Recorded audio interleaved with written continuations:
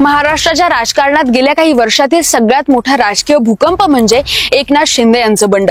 2022 मध्ये शिवसेनेत मोठी फूट पडली। एकनाथ शिंदे यांनी शिवसेनेतील मोठा गट आपल्या पाठीशी घेतला आणि थेट उद्धव ठाकरे यांच्या नेतृत्वाला आव्हान दिलं।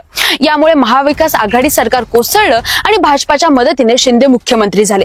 पण आता असं म्हटलं जातंय की वारं फिरणार आहे। 2017 मध्ये शिंदे गटात गेलेले 15 माजी नगरसेवक उद्धव ठाकरे गटात परतण्याच्या तयारीत आहेत। नव्हे, ठाकरेंनीच वारं फिरवलंय असं म्हटलं जातंय। ठाकरे गटातील आमदार आणि खासदारांच्या बैठकीत याबाबत चर्चा झाली असून या नेत्यांना पक्षात पुन्हा सामावून घेण्याचा निर्णय घेण्यात आलाय। या हालचालीचा थेट परिणाम शिंदे गटाच्या मुंबईतील ताकदीवर होऊ शकतो आणि त्यामुळे राजकीय वर्तुळात मोठी खळबळ उडाली आहे। शिवाय या घटनेमुळे स्थानिक राजकीय समीकरणं बदलतील का? बीएमसी निवडणुकीत संघर्ष अधिक तीव्र होईल का? दोन्ही ठाकरे बंधूंचं मनोमिलन मुंबईत चमत्कार घडवेल का? हे सगळं जाणून घेऊया या व्हिडिओच्या माध्यमातून। नमस्कार, मी काजल आणि तुम्ही बघताय मराठी मंडळी।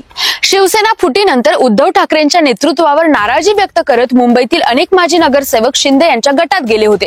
त्यावेळी ही एक मोठी राजकीय घडामोड मानली गेली होती।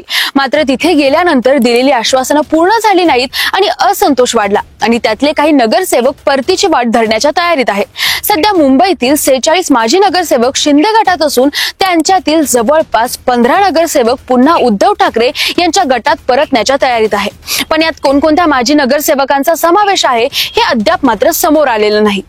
या नगरसेवकांनी अलीकडेच ठाकरे गटाशी संपर्क साधला असून त्यांना पुन्हा पक्षात घेण्याबाबत ठाकरे गट सकारात्मक भूमिका घेत असल्याचं सांगितलं जात आहे। जर हे 15 नगरसेवक परत आले तर आगामी बीएमसी निवडणुकीत ठाकरे गटाची ताकद अधिक वाढेल आणि शिंदे गटाच्या राजकीय गणितावर थेट परिणाम होईल। लवकरच याबाबत औपचारिक घोषणा होण्याची शक्यता वर्तवली जाते। या हालचालींमुळे आगामी मुंबई महापालिका निवडणुकीत ठाकरे गटाला बळ मिळू शकतं आणि त्यांची राजकीय स्थिती आणखी मजबूत होण्याची शक्यता आहे। सध्या बघितलं तर ठाकरे गटाकडे 55 माजी नगरसेवक आहेत तर शिंदे गटाकडे 44 माजी नगरसेवक आहेत।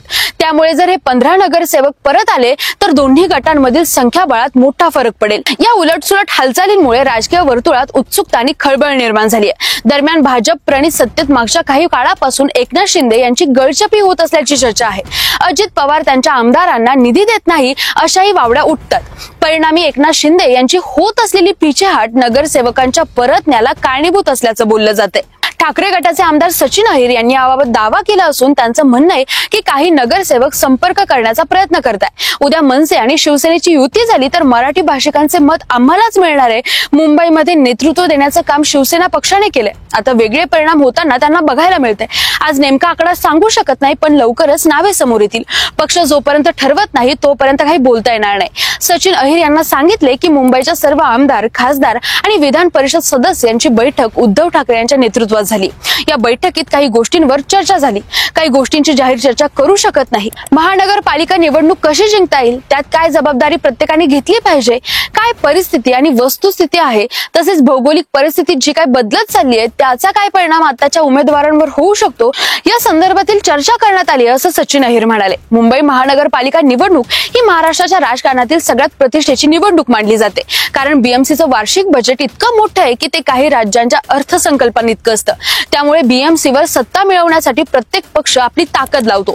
शिवसेनेत झालेल्या फुटीनंतर आता बीएमसीवरील नियंत्रण हे उद्धव ठाकरे आणि एकनाथ शिंदे या दोघांसाठी प्रतिष्ठेचा प्रश्न बनलाय। दोघांच्याही गटासाठी ही निवडणूक अस्तित्वाची आणि प्रतिष्ठेची लढाई असणार आहे। जर खरंच 15 नगरसेवकांचा गट उद्धव ठाकरेंकडे परतला तर शिंदे गटाची ताकद लक्षणीयरित्या कमी होईल। यामुळे शिंदे गटाला उमेदवारांची निवड, प्रचार यंत्रणा उभी करणं आणि मतदारांमध्ये विश्वास निर्माण करणं या सर्व बाबींमध्ये अडचणी येऊ शकतात। दुसरीकडे ठाकरे गटाला मात्र या हालचालींमुळे मोठा दिलासा मिळेल। त्यांची संख्याबळातील ताकद वाढेल आणि बीएमसी निवडणुकीत ते अधिक प्रभावी पद्धतीने लढू शकतील। थोडक्यात सांगायचं झालं तर या नगरसेवकांच्या परतण्यामुळे बीएमसी निवडणुकीतील राजकीय समीकरणं बदलण्याची चिन्ह दिसतात। या घडामोडी पुढच्या काही दिवसात महाराष्ट्राच्या राजकारणात नवी कलाटणी देऊ शकतात। काही दिवसांपूर्वी उद्धव ठाकरे आणि मनसे प्रमुख राज ठाकरे यांची अचानक भेट झाली। कुणालाही कानोकान बातमी न लागू देता उद्धव ठाकरे थेट राज ठाकरे यांच्या दादर येथील शिवतीर्थ निवासस्थानी गेले। ही भेट आगामी मुंबई महानगरपालिका निवडणुकीच्या पार्श्वभूमीवर झाल्याचं म्हटलं जात आहे, कारण मागे उद्धव ठाकरे म्हणाले होते, आम्ही एकत्र आलोय एकत्र राहण्यासाठी। आता भाजप, शिंदे गट आणि अजित पवार गट यांना हरवण्यासाठी ठाकरे बंधूंना एकत्र येण्याशिवाय पर्याय नाही। वृत्तपत्रांनुसार या बैठकीत बीएमसी निवडणुकीसाठी काय रणनीती असावी, कोणत्या मुद्द्यांवर प्रचार करावा आणि कोणत्या विषयांना प्राधान्य द्यावं यावर सविस्तर चर्चा झाल्याचं बोललं जात आहे। यासोबतच मनसे आणि ठाकरे गट युती करून निवडणूक लढवणार का आणि ही युती अधिकृतपणे कधी जाहीर होणार याबाबत बोलणी झाली असल्याचं समजते।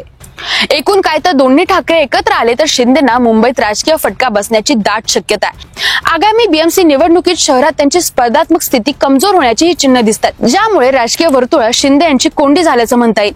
तर हा होता मुंबई महापालिका निवडणुका संदर्भातील सध्याचा राजकीय खेळ आणि उद्धव राज ठाकरे यांची युती शिंदे गटावर कसा परिणाम करू शकते याचा आढावा। या घडामोडींमुळे फक्त सत्ता बदलत नाही तर शहरातील राजकीय समीकरण सुद्धा खूपच बदलली आहे।